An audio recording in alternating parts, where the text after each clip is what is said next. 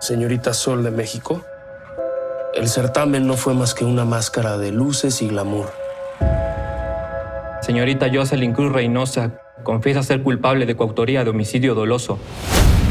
El culpable de todo va a ser Mirko, así que ustedes solo serán cómplices. Es apenas el comienzo. Vamos a poner tu carita en todo México. La serie Señorita 89 llega a su segunda temporada en la que se desarrolla una batalla entre las televisoras que quieren imponer a su propia reina de belleza. Esto pone en peligro el certamen. Conocidos ya los personajes de la temporada anterior, el elenco se enriquece con la actuación de Dolores Heredia, quien da vida a La Madrina, un personaje ligado al bajo mundo del crimen organizado. Conversamos con Dolores Heredia sobre su personaje, la serie y las producciones en plataformas digitales. Da un giro muy interesante la historia y tiene continuidad con las historias principales de estas jovencitas, pero se incrementa, digamos, como toda la ida a las profundidades, a las entrañas de toda esa maraña que hay atrás, ¿no? Que hay allí en el fondo, más bien. Los personajes, los más crueles, están mostrando mucho más su dureza. Tremendo, tremendo. Entonces, pues, en muchos aspectos sigue siendo muy vigente, ¿no? Toda esta historia que ocurre en otro momento de nuestras vidas, pero que ahí está, muy vigente. Juan Manuel es fantástico porque además es un villano muy vulnerable. Entonces eso lo hace muy interesante. Y en esta temporada se explora mucho más el origen de esa vulnerabilidad. Eh, Se va al extremo en todos lados, ¿no? En todos aspectos. Y los personajes, desde mi punto de vista, todos se enriquecen muchísimo, están yo siento que están mejor diseñados y bueno, pues afortunadamente en una segunda temporada eso permite, ¿no? Tanto los actores conocen mejor a sus personajes, como las escritoras pueden abundar mucho más, irse para atrás, en empezar a redondear la historia. Creo que eso es un acierto. Y bueno, a veces eso puede ser un riesgo porque es bien saber en las series, sobre todo, cuando una historia sí es necesaria contarla en varios capítulos y luego en varias temporadas. No hay que hacerlas por hacerlas, alargar la historia. De pronto podrías ser un riesgo que los personajes se estiran tanto y sus problemáticas y sus, sus historias se estiran tanto. Y eso como espectador uno lo sabe, ¿no? Lo percibe. Yo creo que pues ahí se va depurando un poco el lenguaje también que estamos utilizando, el lenguaje propio de las series, ¿no? Se va depurando, hemos ido aprendiendo. Yo creo que todavía hay rasgos esenciales de las telenovelas que no nos podemos quitar de encima y que bueno, que yo creo que seguir haciendo nos permite ir aprendiendo mejor a contar así en episodios y en capítulos, ¿no?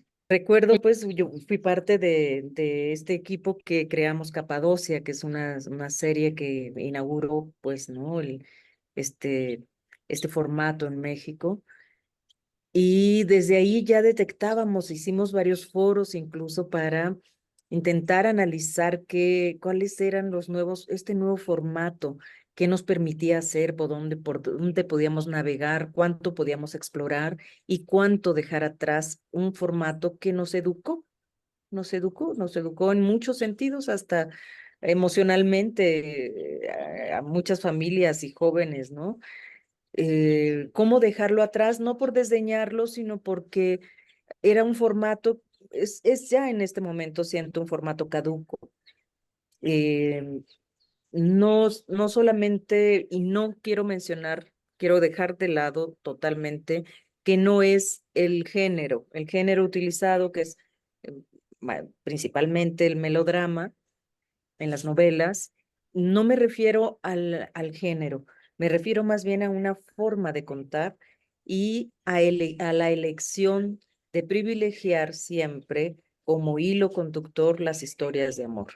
Las historias de amor en un contexto melodramático, en un género melodramático, y donde siempre las figuras se repetían y los conflictos casi eran los mismos. Entonces, ¿cómo quitarnos de encima esto? La principal cosa o paso adelante que yo puedo identificar es la diversificación de historias. Sí estamos contando de todo, estamos contando en muchos géneros diferentes, estamos explorando de muchas maneras.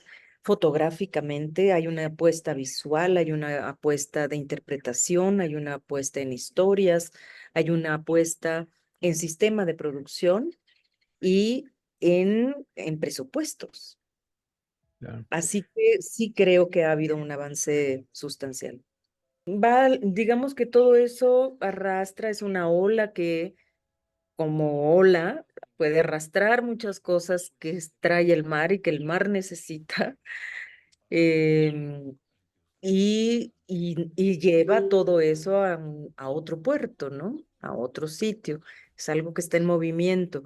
Sí, yo creo que hay mucho que hacer todavía, hay mucho que pensar sobre esto, porque sí, ciertamente nuestra comunidad, hablando de toda la comunidad, de todos los que intervienen en una producción, digamos que estamos pasando por un buen momento en cuanto a producción, en cuanto a cantidad de producción. La cantidad, como bien dices, lleva a ese otro punto en donde la calidad por fuerza se ve amenazada.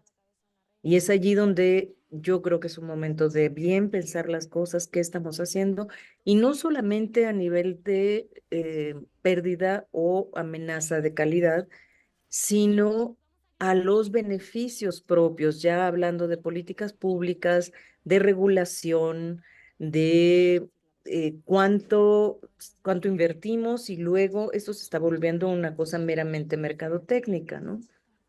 Y el ser creativo, el ser artista, un poco se está dejando de lado. Entonces, los panoramas o los espacios o los proyectos en donde tú de verdad puedas sentir que estás creciendo tu parte creativa son los pocos, ¿no? Entonces, sí cuesta, por lo menos hay mucha oferta afuera y puedes ir eligiendo, pero todavía no estamos allí en el momento en donde decimos, el grueso de las producciones presentan una oferta creativa, artística, depurada, ¿no? Yo soy dueña de esta corona. Me la gané. Y además no es la primera vez que el pueblo le corta la cabeza a una reina. No voy a parar, y menos después de todo lo que he hecho para llegar hasta aquí. Si me hundo, te hundes.